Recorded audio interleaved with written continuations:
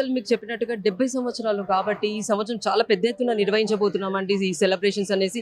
మొదటి రోజున నిన్న గణేష్ ఆగమన్ అనే ప్రోగ్రామ్తో నిన్న సాయంకాలం 7 గంటలకు ప్రారంభించాం. పెద్ద ఎత్తున సక్సెస్ టపాకాయలే కానివ్వండి, బ్యాండ్ బాజా, గణపతికి స్వాగతం పలికాము. నిన్న మార్నింగే ఉదయం కళ్ళుదిద్దే కార్యక్రమం జరిగింది.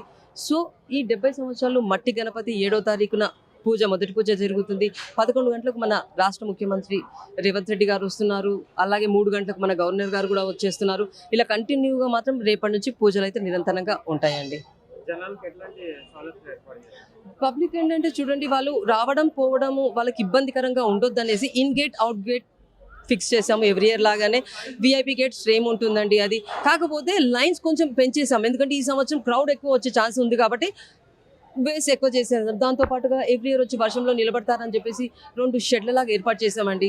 వచ్చేసి ఎక్కువ వర్షం ఉంటే వచ్చి క్రౌడ్ అందులో తలదాచుకోవడానికి ఈజీగా ఉంటుందని ఇలాంటి ఫెసిలిటీస్ మాత్రం క్రౌడ్కి ప్రొవైడ్ చేసాం. దాంతో మెడికల్ ఫెసిలిటీ కూడా ప్రొవైడ్ చేసాం. ప్రసాదాలు మాత్రం నిరంతరంగా తీర్థ ప్రసాదాలు మాత్రం పొద్దున్న నుంచి మేము అరేంజ్ చేయబోతున్నామండి. వాళ్ళకి లైన్లో వచ్చే వాళ్ళు ప్రతి ఒక్క భక్తులకు రిక్వెస్ట్, లైన్లో వచ్చి తీర్థ ప్రసాదాలు తీసుకొని భగవంతుని ఆశీస్సులు తీసుకొని వెళ్ళాలని రిక్వెస్ట్. Thank you.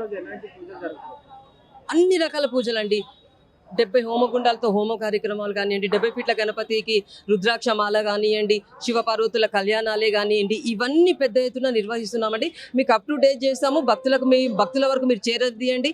వాళ్ళు కూడా వచ్చేసి ఈ పూజలో పార్టిసిపేట్ చేస్తారు. Thank you.